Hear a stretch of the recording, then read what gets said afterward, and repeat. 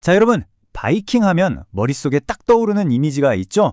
아마 대부분 뿔 달린 투구 쓰고 막 커다란 도끼 휘두르면서 해안가를 쑥대버트로 만드는 그런 무시무시한 전사의 모습일 거예요.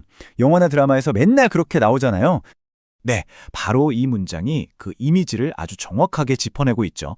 학살, 공포, 약탈. 정말 무서운 단어들 뿐이에요. 바이킹은 그냥 공포와 파괴의 상징이었던 거죠. 근데 오늘은 바로 그 고정관념, 그 너머에 있는 진짜 이야기를 한번 같이 파헤쳐 보려고 합니다. 정말 바이킹은 그냥 피에 굶주린 야만인이었을까요? 그게 전부일까요? 아니면 어쩌면 우리가 전혀 모르고 있던 훨씬 더 복잡하고 흥미진진한 이야기가 숨어 있는 건 아닐까요? 자, 지금부터 한번 제대로 파고 들어보겠습니다. 바이킹을 진짜 제대로 알려면요, 다른 것보다 먼저 그들이 도대체 어디서 왔는지를 봐야 해요. 모든 이야기의 출발점은 바로 그들의 고향, 스칸디나비아 반도입니다. 당시 스칸디나비아는요, 솔직히 살기 좋은 땅은 아니었어요. 험준한 산맥에 깊은 피오르, 그리고 거친 해안가. 풍경은 멋있었을지 몰라도 농사 지을 땅이 정말 부족했죠. 자원도 당연히 한정적이었고요. 그럼 어떻게 해야 할까요? 자연스럽게 사람들 눈이 바깥으로, 바다 너머로 향할 수밖에 없었던 겁니다. 게다가 당시 문화가 또 중요했는데 밖으로 나가서 전사로서 명예를 얻고 돌아오는 걸 최고로 쳤거든요. 특히 집안의 장남이 아니라면 자기 몫을 챙기고 명성을 얻기 위해서라도 바다로 나가는 게 거의 유일한 길이었던 셈이죠. 여기서 진짜 재밌는 사실 하나 알려드릴게요. 우리가 흔히 바이킹이라고 하면 스웨덴 사람, 노르웨이 사람 이런 민족을 생각하잖아요. 근데 그게 아니었어요. 원래 바이킹이라는 말은요, 약탈이든 무역이든 배 타고 바다로 나가는 행위 자체를 뜻하는 말이었습니다. 그러니까 국적이 아니라 일종의 직업이나 활동이었던 거죠. 나 바이킹 하러 간다 이런 식이었던 거예요. 아니 그럼 이 스칸디나비아 사람들이 어떻게 갑자기 바다의 무법자가 될 수 있었을까요? 바로 기술의 도약이 있었습니다. 결정적인 한방, 바로 돛이었어요. 생각해보세요. 그전까지는 배를 움직이려면 전부 사람 힘으로 노르줘야 했잖아요. 얼마나 힘들고 멀리 못 갔겠어요.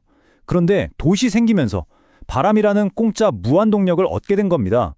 이 롱십이라고 불리는 배 덕분에 이들은 이전과는 비교도 안 되게 더 빠르고 더 멀리 그리고 훨씬 더 대담하게 바다로 뻗어나갈 수 있었던 거죠. 이게 진짜 게임 체인저였어요. 자, 이제 모든 준비가 끝났습니다. 바다 너머를 향한 욕망, 그리고 그걸 가능하게 해준 새로운 기술.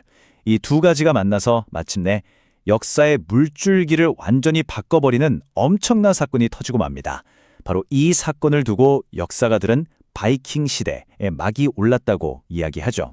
때는 서기 793년 바이킹 함대가 북해를 건너서 잉글랜드 북동쪽 해안에 있는 신성한 섬 린디스판으로 향합니다. 근데 이게 그냥 막무가내로 쳐들어간 게 아니었어요. 정말 치밀했습니다. 이들은 일부러 만조 시간을 딱 노렸어요. 왜냐? 밀물때가 되면 섬이랑 육지를 연결하던 길이 물에 잠겨버리거든요. 그럼 섬은 완전히 고립되고 누구도 지원군을 보낼 수가 없는 거죠. 정말 머리 좋은 아주 계산된 공격이었던 겁니다. 근데 왜 하필이면 수도원이었을까요? 이유는 아주 간단하고 현실적이었습니다. 당시 수도원은요, 말 그대로 방어는 허술한데 금은보화는 가득 쌓여있는 보물창고였거든요. 거기다 사는 사람들은 싸움 한 번 안 해본 수도사들이고요. 바이킹 입장에서는 기독교 성지? 그런 건 아무 의미 없었어요. 그냥 너무나도 완벽하고 손쉬운 먹잇감, 그 이상도 이하도 아니었던 거죠. 이 린디스판 습격이 당시 기독교 유럽 사회에 던진 충격은 정말 상상 이상이었습니다. 얼마나 충격이 컸으면 당시 유럽 최강의 군주였던 샤를마뉴 대제의 궁정학자였던 엘퀸이라는 사람이 편지에다 대고 이걸 신의 징벌이라고 썼을 정도였어요. 그만큼 이 사건이 당시 사람들에게는 세상의 종말처럼 느껴질 정도의 공포와 혼란을 안겨줬다는 걸 알 수 있죠. 하지만 여러분, 린디스판 같은 무자비한 약탈은요, 사실 바이킹 이야기의 서막에 불과했습니다. 이들은 곧 깨달았을 거예요. 단순한 약탈보다 훨씬 더 복잡하고 돈이 되는 방법이 있다는 걸요. 여기서부터 이들의 전략이 진화하기 시작합니다. 사실 이건 역사 속에서 꽤 자주 보이는 패턴이에요. 처음에는 생존을 위한 폭력으로 시작했다가 점점 더 정교한 비즈니스 모델로 발전해 나가는 거죠. 자, 이게 바로 그 바이킹 비즈니스 모델의 진화 과정입니다. 한번 보세요. 1단계는 우리가 잘 아는 약탈이에요. 일단 쳐들어가서 뺏고 보는 거죠. 근데 2단계로 가면 좀 더 머리를 씁니다. 바로 갈취. 자신들의 무시무시한 평판을 이용하는 거예요. 돈 내놓을래? 아니면 우리랑 싸울래? 이러면 굳이 피 흘릴 필요가 없죠. 여기서 한 단계 더 나아가면 아예 더블린이나 요크 같은 도시에 거점을 만들고 무역을 시작합니다. 상인이 되는 거죠. 그리고 마지막 4단계는 그냥 좋은 땅 찾아서 아예 눌러 앉는 겁니다. 정착이죠. 정말 체계적이지 않나요? 근데 바이킹의 영향력이 가는 곳마다 똑같았던 건 아니에요. 이것도 참 흥미로운 지점입니다. 예를 들어 잉글랜드처럼 아주 많은 수가 건너가 정착한 곳에서는 현지 문화랑 막 섞이면서 새로운 문화를 만들어냈어요. 하지만 프랑스의 노르망디나 러시아처럼 소수만 들어간 곳에서는요, 금방 그 지역 문화에 흡수돼 버렸죠. 반대로 아이슬란드나 그린란드처럼 거의 사람이 살지 않던 곳에 가서는 자신들의 스칸디나비아 문화를 그대로 심어 넣었고요. 상황에 따라 정말 다른 결과를 낳은 겁니다. 자, 그럼 이제 거의 다 왔습니다. 우리가 맨 처음에 떠올렸던 그 바이킹의 이미지, 기억나시죠? 이제 그 이미지와 우리가 지금까지 살펴본 복잡한 현실을 한번 나란히 놓고 비교해 볼 시간입니다. 신화와 진짜 사실을 한번 갈라보죠. 우리가 생각했던 신화 속 바이킹은 그냥 생각 없는 야만인이었지만 현실은요? 아주 치밀한 전략가였습니다. 그들은 전사이기만 한 게 아니라 평범한 농부였고 시를 짓는 시인이었고 또 영리한 상인이자 미지의 세계를 개척한 탐험가이기도 했죠. 아, 그리고 이거 정말 중요한데요.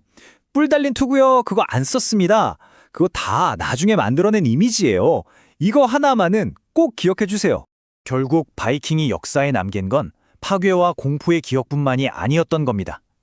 생각해보세요.